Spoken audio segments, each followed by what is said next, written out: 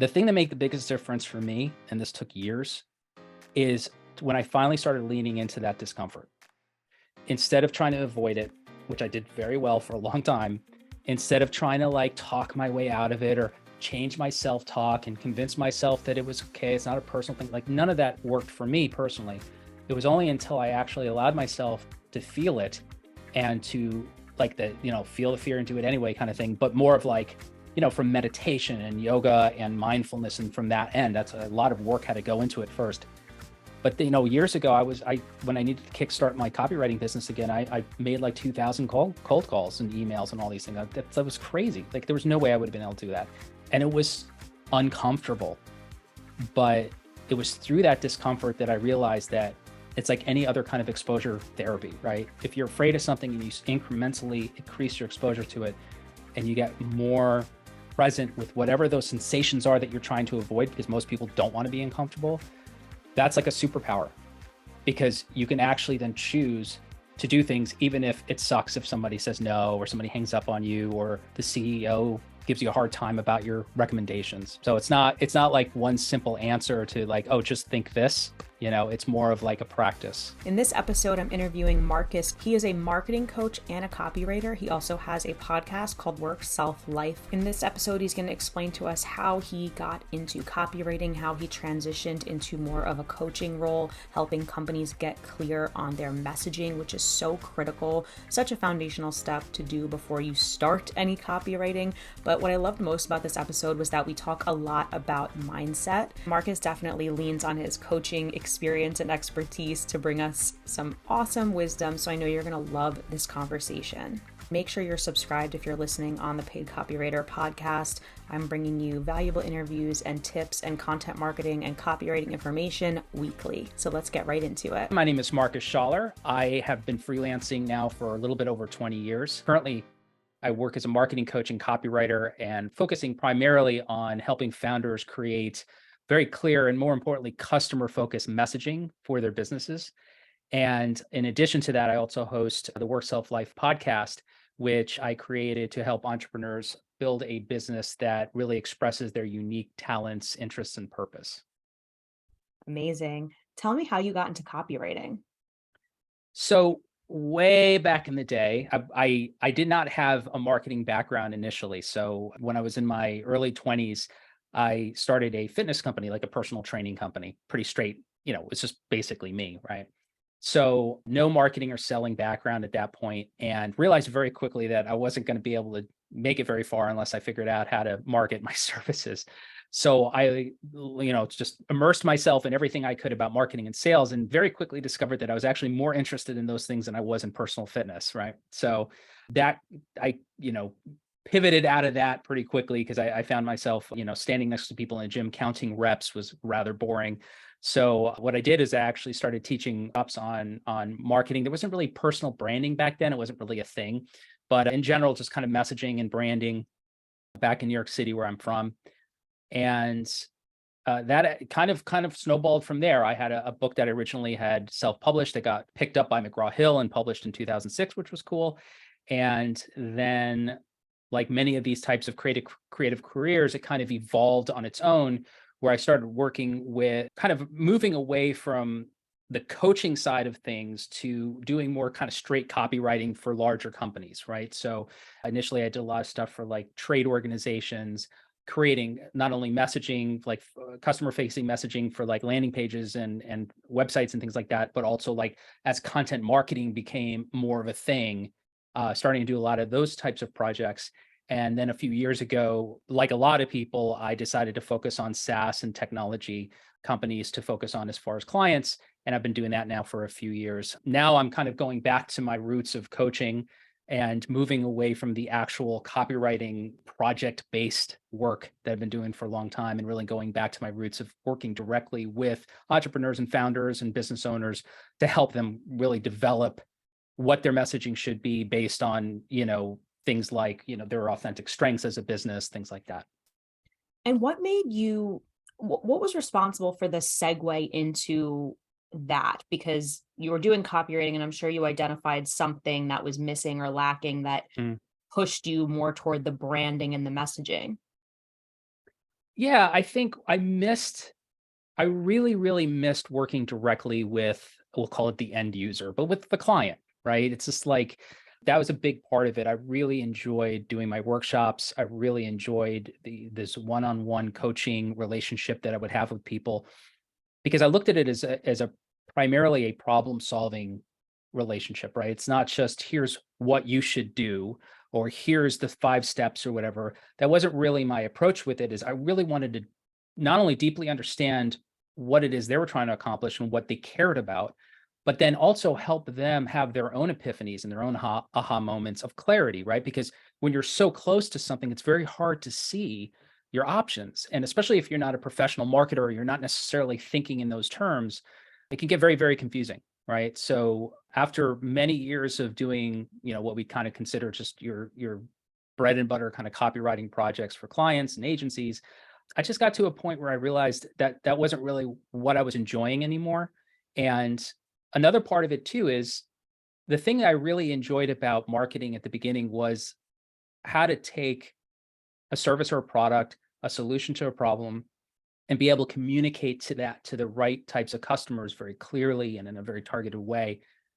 And so that was, your kind of classic messaging or branding, that kind of thing.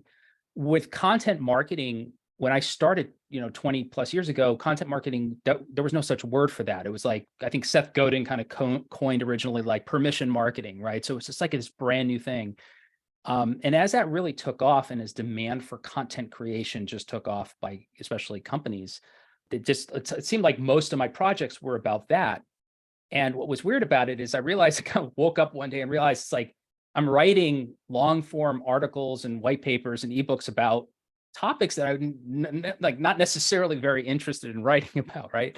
So I think my career kind of took me along with it, with the kind of momentum of market demand. And when things are going well with that, especially as a freelancer, everybody that's listening to this, when you know yourself too, how it can be a little bit up and down, and you kind of take what you can when you can. So I just got to the point where I just realized it's like there's no tomorrow to this for me, and I really want to go back to what I really enjoyed doing. That's awesome. Speaking of your gym business and running workshops and marketing, are you Hmm. familiar with Alex Hermosi? No.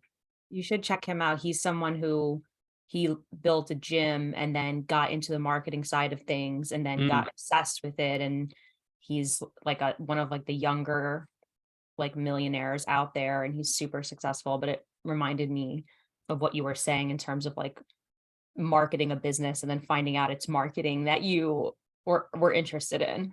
yeah, yeah. I wish I could say I had the same trajectory as Alex did with, becoming the millionaire, but it didn't happen. But no, that's really cool. And it's a lot of times, with people's careers, you can start with what you think you want to do. And as you evolve and learn new things, you discover other aspects that might be more interesting. And it is a bit of a journey of exploration. Yeah, tell me about how you lead clients through like the exercises and the workshops or whatever it is you do with clients to tease out their brand message. I'm asking this Mm, selfishly because I am working on some website copy right now with a photographer, a personal brand photographer. So we kind mm, of bartered because I'm getting headshots from her and she asked me to help her with their website. But I am a B2B copywriter. mm. So doing this like direct to consumer, like freelancer, solo business, niche is not in my wheelhouse. So right now I'm looking at all of these resources to try to understand like, well, what do I ask her? How do I get to the root of what she's offering and tease out Mm. her value propositions? What do you do with your clients? I'm asking selfishly. No, that's great. That's a great question too. I'll start by just recapping a little bit when I mentioned about the workshops back in the this is my back in the day speech, It was much more like me telling people a system, right? And there's nothing wrong with that, but that's where I was back then. It was really more about I love thinking in systems. I still do, and I still want to create repeatable systems for people. But it was much more kind of like, here's a system that you can follow to get these types of results. And my own, I think where I really changed over the last few years, especially, is I'm much more interested now in getting a deeper understanding of the people I'm working with than telling them what they should do. right? Because I'm kind of, you and I talked recently and I said, I'm kind of a fixer by nature. Like, my first instinct is to jump in way to a fault and tell people, oh, this is what you should do. And this is do this, this. It wasn't a good look necessarily, right? So now what I'm really more focused on is before I start jumping in with any kind of advice, I want to make sure that I really understand what the person is going through, what they care about, what they're trying to build, because advice without that context is or not only potentially useless, it's also really damaging because it kind of keeps people chasing in the wrong directions.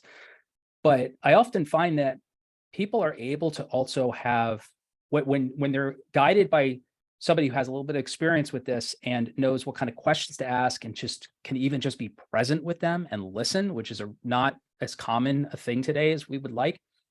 A lot of times people will have their own epiphanies. They'll kind of have their own little aha moments you know, of clarity with what direction or the option that might make more sense. So I'll give you an example. Like if you're working with this friend of yours, or you're kind of exchanging these services, and think about somebody like yourself or myself who's launching their own business. Maybe they're a year or two into it, and they have so many different options they could pursue, and it's very overwhelming. And even just thinking out loud or riffing with somebody about what it is they're trying to achieve, or the type of clients they really like working with, or the type of projects they really love doing, like just to have the permission to express that sometimes could be enough to make somebody just go like, oh, like that's a thing that I need to now follow, right? And then once that is in motion and that kind of atmosphere is the foundation of that is built with a relationship with a client, then I can, in a very kind of like just being mindful not to make it this like fire hose of information, start to introduce principles or systems or action steps and things like that. But really making sure first that I have as much of an understanding as possible. Yeah, that's incredible. And I'm definitely going to use that with her in terms of like, who is your ideal client? Because like, Mm. I think anytime a business owner hears that, they have an image in their head and that gets them really inspired. Like, oh, well, I would love to get this type of client. And then you can craft all the messaging toward that persona. Yeah, because then that's the other half of it, right? So, the actual writing of something, a lot of the people that I've worked with in the past, they're not necessarily writers. But if a third party writes it for them, is it really theirs? Is it really expressing, what it is that they're trying to express? So what I try to do as much as possible is not, again, moving away from the straight copywriting work, right? It's not like, is this it? Is this it? Is this it? It's more of like, what is it that you want to say? And then work together, right? Help them. Sometimes people feel very comfortable writing and they can run with it. Sometimes they're not. So if you could just be that sounding board, it makes it where you're really empowering people to be able to express themselves through their business much more than just if you're telling them this is the right way to do it. So would you, like, in terms of deliverables, do you actually give the client like a core messaging doc, or Mhm. do you help them find a writer once they get clear on their brand? What do you deliver to them? Yeah, I mean, delivery, it's more of, again, that co-creation thing. So we're kind of creating it together. So yes, that core messaging doc, if we can call it a messaging framework or a strategic narrative, or there's all these different names for it. But ultimately, at some point in this engagement, I want the client and myself to have a kind of central point of truth, right? That it's a fluid, it's a living document. It's not something that you finalize and that's it. It's a central point of truth that basically captures the high level. It captures the nitty gritty parts that you want to make sure they're hitting, like, features, benefits, that kind of thing.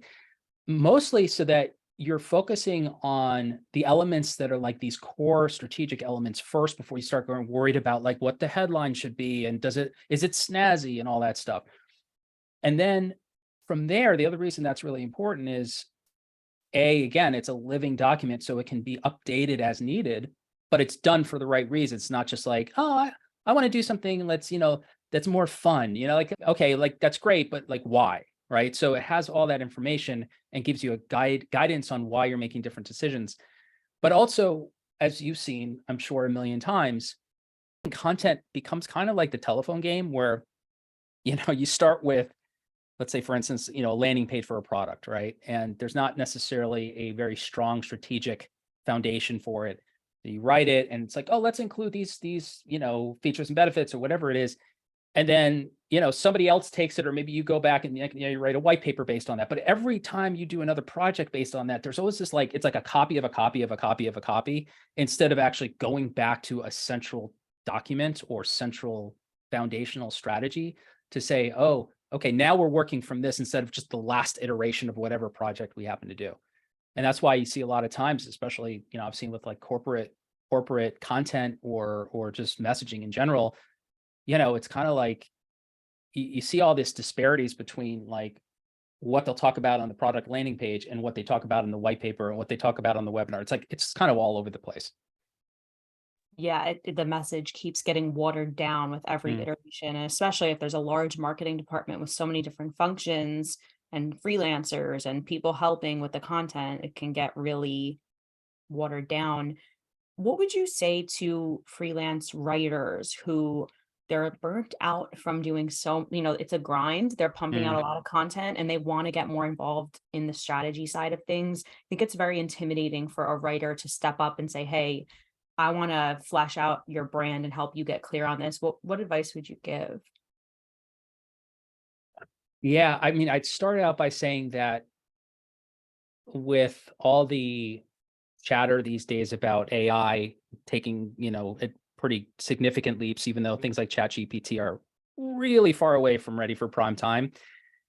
If I was deciding at this point to still do like straight copywriting projects where I'm not working on the strategy side or any kind of consulting, that would need to be on my radar, because it's like, it doesn't mean that there's not going to be copywriters in the future. Like I just don't think that's the case. But it is something that's going to impact that industry, right?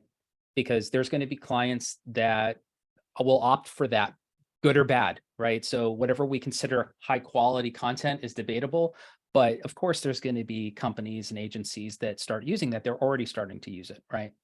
So just being aware that if it depends on what type of work you do, but if let's say you're doing something that's like, you do blog posts that are kind of like general listicle type of, B2C type facing stuff, that might be something that you'll see a real hit from in the future from AI writing tools. So just something to be aware of. As far as pivoting to more of a strategy, I think with me, it kind of went the opposite way, because I started out with the strategy stuff. That's what really interested me.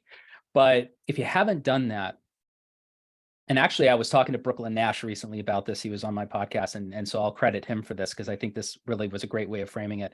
He mentioned, take the opportunities that you have with the current clients you have to have those conversations, to have those strategic conversations. Let them know that you're available for that kind of thing.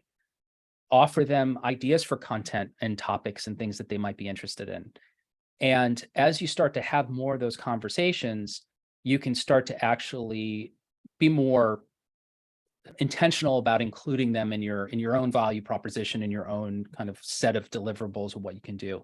And it's like an evolution. You might not be able to do it overnight, but if you can over time, if you're getting burnt out on the copywriting itself and you really want to do more of the client facing kind of one-to-one work or working on strategy, find the opportunities where you can.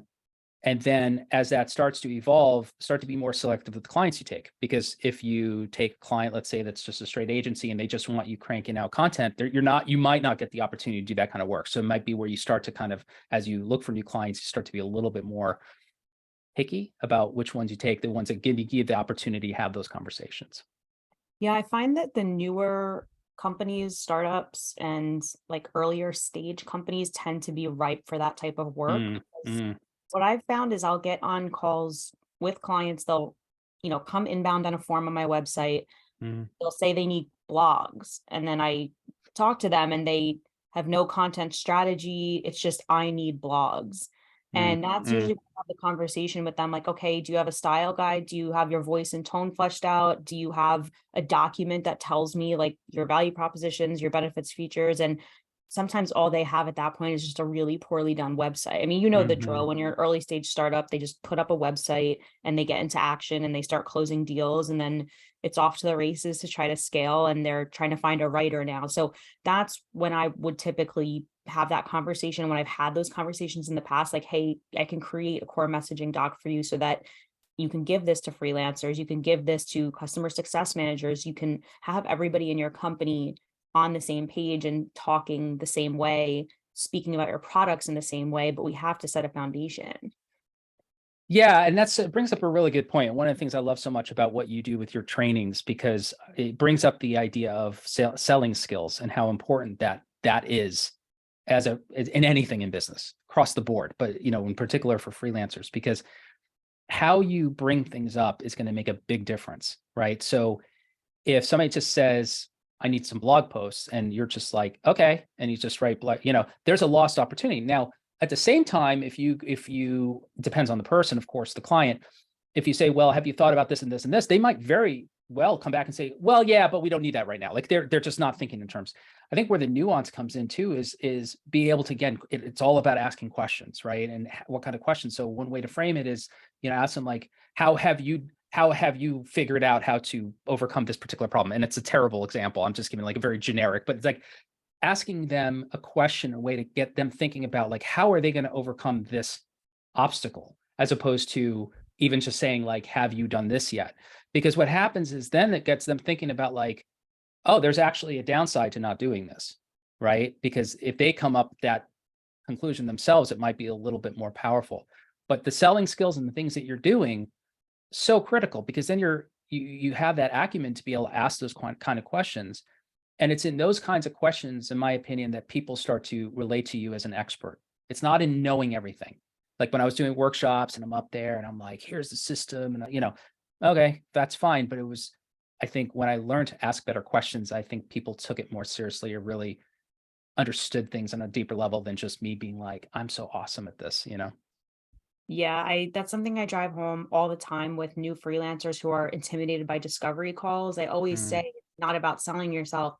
It's about asking thoughtful questions and making the business owner think about what they're doing in a brand new angle. And that makes a huge impression. It's just thoughtful questions. And I also think it's really important for, regardless of what path you take, if you are a freelance writer, a copywriter, content writer, understanding content marketing at a pretty like an overview of content marketing and understanding how a business generates revenue is mm, really important for all writers. That's the only way I'm able to get on a call and ask them thoughtful questions, is because I understand, oh, you have a sales department, a marketing department, this department, that department, they all talk to one another to achieve this goal. So then I can pick apart, okay, how is my writing going to fit into that overall goal? But a lot mm. of writers, aspiring writers, newer writers who don't have a sales or marketing background might not know that. And that's why I always recommend like some basic books like the One Page Marketing Plan by Alan Dibb, which basically like lays out like an entire marketing ecosystem on one page so you can understand how what you're doing fits into the greater scheme of things. Yeah. It's that system-based awareness. And one thing too, when you mentioned about working like with a company that has a marketing department and a sales department, all that, it's easy to assume that the only companies that you'll have an opportunity to add that kind of extra value as a strategist are the very small that don't have a marketing department. And for a lot of cases, that's true, right? They don't have that role in the company. So that's something that's a greater need. But don't automatically discount the impact that you can also add to a larger company that has a bona fide marketing department, because a lot of times the marketing people in those roles are not necessarily coming from a writing background or a content development background. They're coming maybe from a more technical background, or they're MBAs and they learned about these kind of macroeconomic marketing theories that are great if you work for Procter and Gamble, but they're not necessarily as functional day to day, right? So there's always an opportunity, even if you're working with a CMO. One thing I had to learn through experience is just like, don't let myself get intimidated by someone's title, because they could be a CMO and they can know more than I do, but you know what? They don't have the time to do everything. And that's part of why they're bringing me in, right? So even if they have the expertise and the knowledge, you can really add some value, even the fact that you're another person that can do this in the meantime while they're swamped, Totally. When you were saying that about like not getting intimidated by a higher level person, it Mm, reminded me I'm about to engage in this project where I'm doing thought leadership posts on LinkedIn for a CEO of a tech company. mm. And I know I'm putting you on the spot, but how would you approach something like that if somebody just said, "Hey, I want you to write my LinkedIn posts. Like, here's the content that I want. Here's like I've been given content that has all of his viewpoints and his thought leadership. I've seen interviews with him and stuff like that, but like how would you approach an engagement like that?" Well, what I'd say, and it's not really about copywriting or the marketing part, but I think for me, a core part of that has been dealing with whatever neediness or insecurity, I have had whatever. Because if that I've talked to you before about this, like, fear of rejection and all those things, there's all related to each other. And I've had those struggles for a long, long, long time. And over the last few years have finally been able to really get a handle on it and go to the other side of things. And the reason that's important is because if you have an engagement with the CMO and you're going to write, or CEO, whoever it is that you're like, they're the boss. They're used to being the boss, right? And you need to be able to engage with them as a peer in order to be able to get the information you need to do a good job. Because otherwise you're just a transcriber, which software can do, right?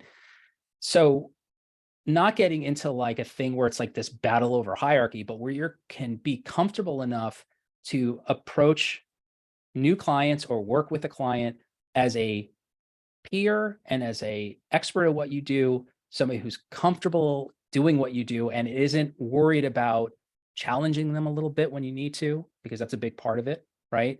If you're writing copy, especially thought leadership, that's going to be in that person's voice, right? And they come back and they're like, well, let's say about this. And let's say they just want a feature dump or whatever. It's like kind of a faux pas that we want to avoid.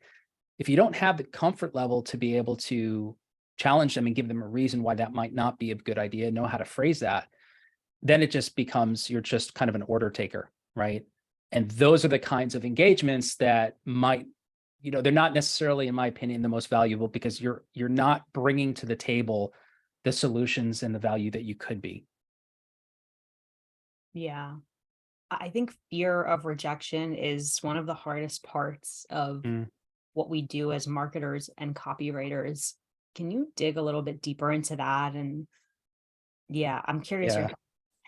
I can do an entire episode on fear of rejection for I know, I sure. wish I brought this up sooner. No, no, no, no, no, no, not at all. I think it's a good point for it, or a good time in the conversation for it. First of all, caveat or disclaimer, it's still a thing for me. I'm not, whatever I share right now, I'm not saying like, oh, I have zero discomfort with fear of rejection. In fact, side note, you and I always talk about books, like, oh, this book and that book. And there was a book years ago that came out called Go for No, which was like this kind of narrative. It's a very famous book on, go for no's and the yeses will come. And I love that book, but there's one, they actually just did a follow-up, which just came out at the end of February, and it's coming to my house by Amazon on Thursday. And the reason I'm bringing that up is it takes those principles of like, when you get rejected or you fail at something, your mind is telling you that you're like, everything is falling apart. And it's counterintuitive to think of it in terms of actually the people that are most successful in life are the ones that, they take the most at bats, the kind of cliche baseball analogy, right? But I'm bringing that up because, that kind of mentality is something that it's not natural necessarily to think in those terms. So fear, when it comes to rejection, I struggled for years trying to think my way out of it, right? So, I don't know if I told you this story, but basically years ago, I needed to make some cold calls and I was deathly afraid of it. And so I figured my other greatest fear is heights. So my brilliant plan was to go skydiving, because I figured if I went skydiving, then, I'd have no fear. I'd be like Batman or whatever. And of course, I went skydiving, that was great. And the next day I still didn't make any calls. So, you know, I spent so much time trying to like hack my way out of it. The thing that made the biggest difference for me, and this took years, is when I finally started leaning into that discomfort. Instead of trying to avoid it, which I did very well for a long time, instead of trying to like talk my way out of it or change my self-talk and convince myself that it was okay, it's not a personal thing, like none of that worked for me personally. It was only until I actually allowed myself to feel it and to like feel the fear and do it anyway kind of thing, but more of like, from meditation and yoga and mindfulness. And from that end, that's a lot of work had to go into it first. But years ago, when I needed to kickstart my copywriting business again, I made like 2,000 cold calls and emails and all these things. That was crazy. Like there was no way I would have been able to do that. And it was uncomfortable. But it was through that discomfort that I realized that it's like any other kind of exposure therapy, right? If you're afraid of something and you incrementally increase your exposure to it and you get more present with whatever those sensations are that you're trying to avoid, because most people don't want to be uncomfortable, that's like a superpower, because you can actually then choose to do things, even if it sucks if somebody says no, or somebody hangs up on you, or the CEO gives you a hard time about your recommendations. So it's not like one simple answer to like, oh, just think this, it's more of like a practice. Yeah, there's no getting around just putting in the work, doing it, and experiencing the rejection and Yeah. just, yeah. Tell me about what inspired you to start your podcast. So yeah, the Work Self Life podcast, that is relatively new, about 4 or 5 months. And these things that I just mentioned about, it kind of brings together all these different elements that I care very much about, when it comes to like finding your strengths, being authentic, leaning into fear, figuring out how to deal with limiting beliefs, all these different things. And in particular, how these things relate to building a business, right? And building a business that is an expression of creativity as opposed to just a way to make money. So I think about entrepreneurs like myself, who for them, business is like an artistic expression. It's creative, right?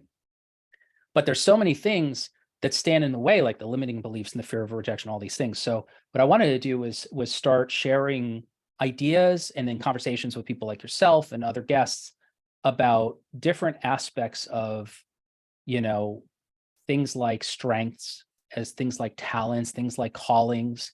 It gets a little spiritual at times. I mean, I'm a meditator, have been for almost 10 years now, and it's those things I think made the biggest impact for me. So I kind of share them in a way that I think is like, for somebody who's listening, who's not maybe as experienced in that stuff, can listen and go, okay, maybe there's something to that. Maybe there's something to meditation. Maybe there's something to mindfulness, to presence, to like the concept of the self, which is a whole, other can of worms that we can't open up right now. But these things all had a huge effect on me and my ability to pursue the things I care about without just being constantly hampered by my own insecurities and my own fear. Yeah, that's huge. So how would you say meditation, I know you didn't want to open that can of Oh, worms. no, we can go there. How would you say that it has benefited you in terms of building a business?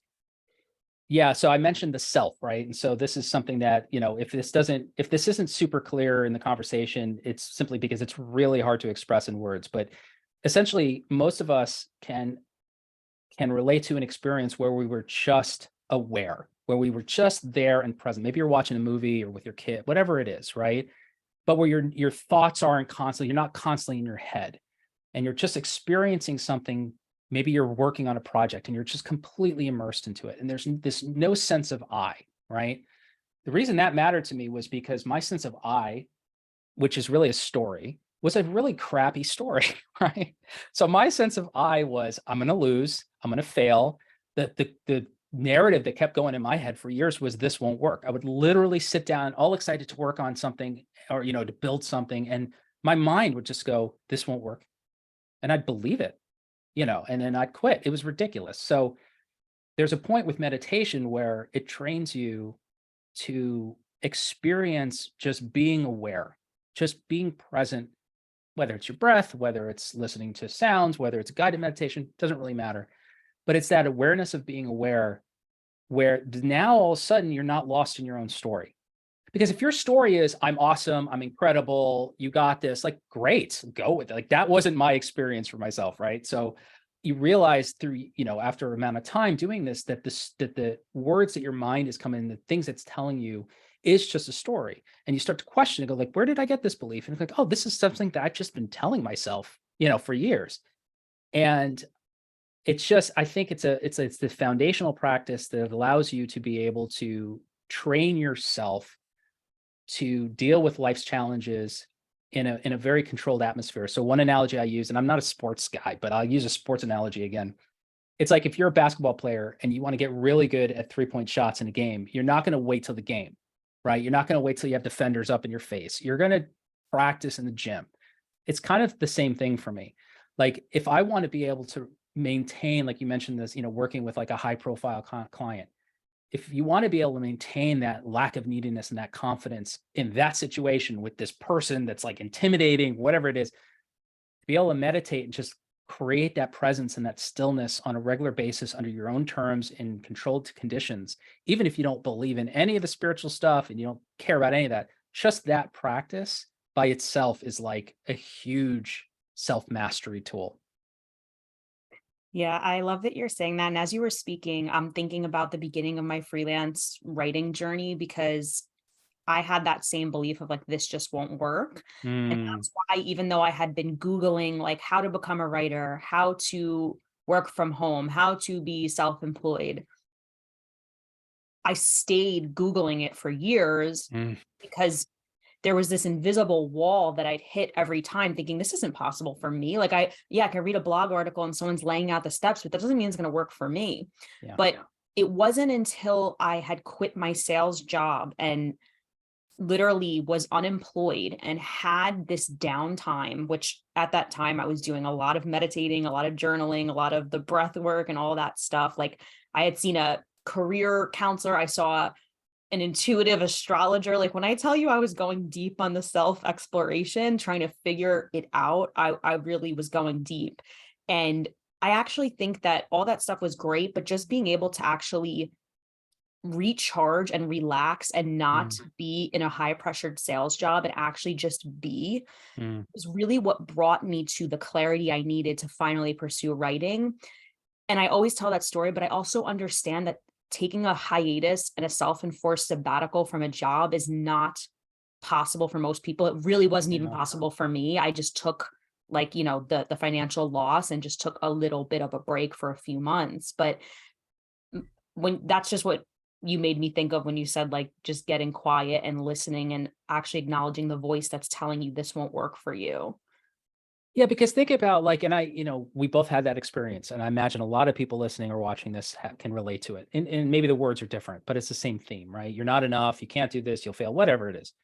Think about how easy it is to be reactive in life, and forget about recently with social media and all that's just a whole nother layer, right? But just how easy it is just to constantly be lost in your own thoughts, lost in your mind, reacting to the moments of the day or the moments, the pressures, the challenges. And there's a point where when you can slow down and you could slow down even if you have a full-time job. So this isn't something you have to stop working in order to do. This is a practice like going to the gym. I mean, it's like, you can go to the gym, you could do this. If you think about building the skill of being able to create stillness, what happens is you start noticing, we can call it intuition, right? I'm one of these people now that I'm all intuition because all the other stuff was just the story. And I realized after years, like, oh, the story isn't really working for me. There's a deeper part where you start to, and you can call it the unconscious, right? When you think about the problem solver in your mind, the unconscious problem solving ability that is able to connect things in ways that you could never do consciously. So again, whatever the word is, doesn't matter. But intuition in that sense, when you get inspired and when you have a vision for something, there's something to that, right? So if you're able to get quiet enough to pay attention to that, and then realize when you're hearing this won't work, you're going to fail, whatever, that's part of the leaning into the discomfort. Because that's all that fear of rejection for me was. There was two elements. One was I was marketing myself or selling in a way that didn't feel authentic, which I've since taken care of because that just didn't feel right to me, right? Second reason was it was in my head, I'd created this rule. It's a really bad rule that if something's meant to be, it'll happen quickly or it'll happen easily. And if it doesn't happen quickly or easily, that means it's not meant to be. So of course, you start a business, you're going to get a lot of not happening right away, right? So now all of a sudden in my mind, I'm going, well, this isn't working. If you're just lost in your thoughts and reacting, you're just going to go with that. It's just habitual automated action. When you're able to slow down, be present with something, allow these things to kind of come and go on their own and get some clarity. Now you're in a situation where you can see them with a lot more perspective, right? And then you can decide, oh, wait a minute, I know what that is. right? And all of a sudden it just starts to lose its power. Yeah. I think there's just an energy we all carry and that we bring with us onto like these calls and our marketing and our website. And like it's unconscious, but I think even people who completely deny the existence of like, oh, energy and vibes, we're all subconsciously picking up on it. So I Oh, think yes. I think we're Yeah. all like antennas that are constantly picking up on frequencies, but it just happens at such a subconscious level. Like we know when somebody wants something from us, we know when somebody's desperate. We pick up on very subtle cues that Mm-hmm. give people away, even if we don't think we're looking for those cues. So that's something that I also talk a lot about is coming to things with the right energy. It's like Mm-hmm. before you get on that call or before you communicate with that client, like check yourself and just say like, what am I bringing into this interaction? And I know that was especially important for me because I went in-house as a content lead. I Mm. literally like dissolved my freelance business, took a full-time role, and then it didn't work. So I boomeranged out of it and then started building my freelance business again. But I was so upset about a lot of what happened at the full-time role. I had all these expectations. I thought it was going to be amazing. And then I wound up quitting in like 6 months. Mm.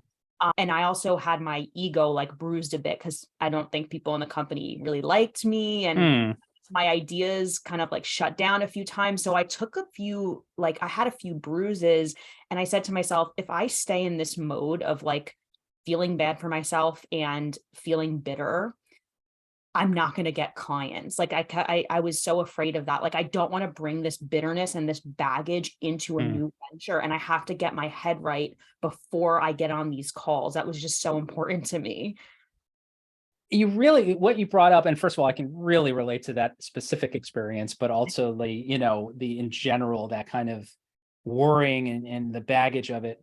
But you brought up a couple of things that I think really highlights that principle that I was mentioning before about a lot of this really just comes down to the simple notion of, are you thinking about yourself or are you thinking about the other person? It's easy to say that, right? It's so easy to say, just be focused on giving and don't have expectations. Like, yes, that's great, easier said than done. But all it comes down to is that. So when I talk about, when we talk about meditation or mindfulness, whatever, however you get there, if you're coming, let's say you're making a cold call, whatever, or you're about to work with this, did you say it was a CEO, right? Mhm. Okay. You're about to work with the CEO person and, the difference, imagine the difference between you coming at that relationship and being present in a way where you're 100% focused on how can I serve? What problems can I help them solve? Whatever, like name it, like add value, whatever you want to do. Versus, are they going to like me? Are they going to think I'm smart? Are they going to like my work? Like it's night and day.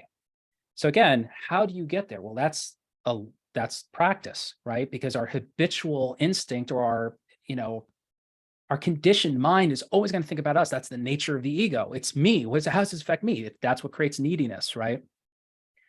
To be able to legitimately have an interaction with somebody where, yes, there's still the part of your ego. There's always going to be that where there's the survival instinct and all those. It's not, you don't get rid of it altogether, but you're not driven by it.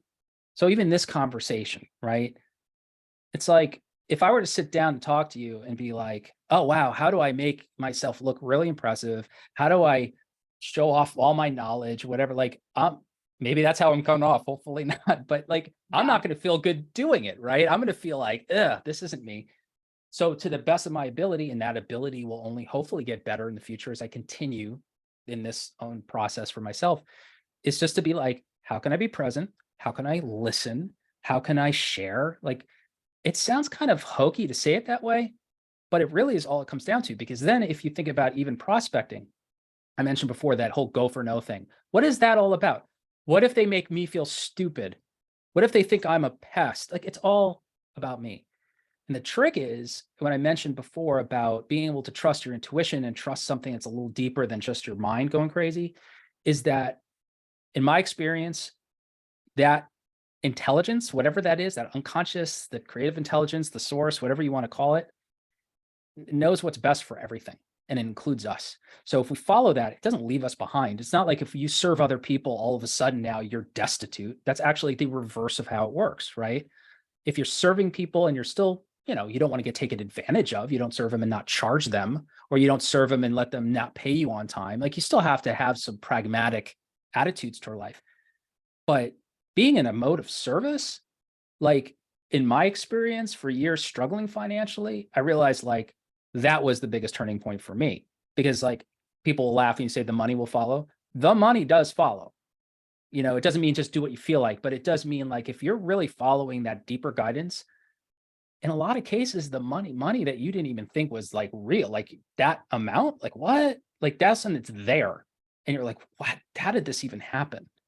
So again, I'm going a little bit off the deep end, but hopefully that all No, was relevant.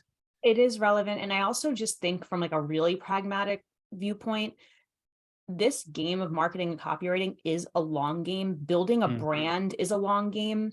So the money is going to follow if you stick with it, and you're going to stick with something that feels true to you and that you enjoy doing and doesn't really feel like such a grind. So that's Yes. the thing right now. Like, copywriting has become it's really blown up and all of a sudden becomes sensationalized as a get rich quick scheme. And I just don't understand it. But I also think it's because I'm from the content marketing world, where it's like I'm getting a software company to pay me to write more like brand focused content. So I'm not in that direct response world. I'm not in the, what do they call it, ClickBank or whatever, where it's like write a sales page and make royalty. Like, that's where I feel like the get rich quick side of all of this comes in, which is, I'm not in that world, but I'm sure you've seen it. It's been around forever. I mean, it's, back when, this is where I have my old man moment, when I talk about the beginnings of Google AdWords back when it was called AdWords. And, there was people selling courses on how to create Google AdWords campaigns. I mean, Tim Ferriss' 4-Hour Workweek is a great book, but that's a big part of what that was. And he wasn't saying you're going to get rich quick, but it was that whole thing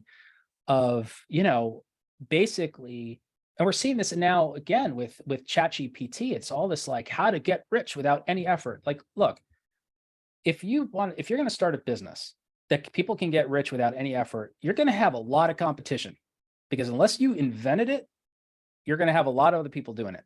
So right now, and it has been for years, but like the whole get rich quick with a freelancer and the 6-figure freelancers, whatever version of that we want to call it, make 6 figures. Please go ahead and make 6 figures. That's awesome. But I think with writers particularly, it's kind of like writers for so long as a profession, it's been so relatively low paying for the majority of people in it, and then you have, of course, the Stephen Kings and the, Malcolm Gladwells and all that stuff. But for the most part, it's like, it's like acting, or it's like comedy or whatever. It's like, you have a very few people at the top of it who make most of the money, and then you have a lot of people that don't. So when there's an option for somebody to monetize that skill, it's understandably very compelling. Personally, I think that as important it is to make a solid living and to be able to enjoy the things in life that you want to materially, going for something simply because you think it's going to be a gold rush is, for me, was, never on the table. Because even thinking about like, should I do like a book about this? Like, ew, like, why would I want to? You know what I mean? Like, I don't care about this thing. And I think that shows through. It's not only about it being a long game, but like, if you're doing copywriting because you think it's just going to make you rich or wealthy, or you're going to make a ton of money, whatever version of that it is, but you don't really care about it, you're not going to have a very good time doing it. And people are going to tell. Like, this is one of the reasons I'm getting out of the copywriting now. Like, it's still part of my skill set when I work with a client, because it's an important part of that. But as far as somebody handing me a brief and I write something, like, I'm moving away from that, because like, if it's not enjoyable anymore, I'm not really as good company to them as I might have been. Yeah, you're doing them a service by kind of turning down the projects that you're not super passionate about, which is good. Well, Marcus, tell everyone where they can find you and tune into your podcast and all that good stuff. Well, best place to find me is marcusschaller.com. So MarcusSchaller.com. The podcast is workselflife.com. And I'm on LinkedIn as well. So there's a link on my marcusschaller.com homepage for that. So please feel free to connect with me and reach out. Awesome. Thank you so much, Marcus. This conversation has taken a lot of different turns, but I think so many people are going to resonate with it. Well, I hope so. And I appreciate the time. I hope it was useful.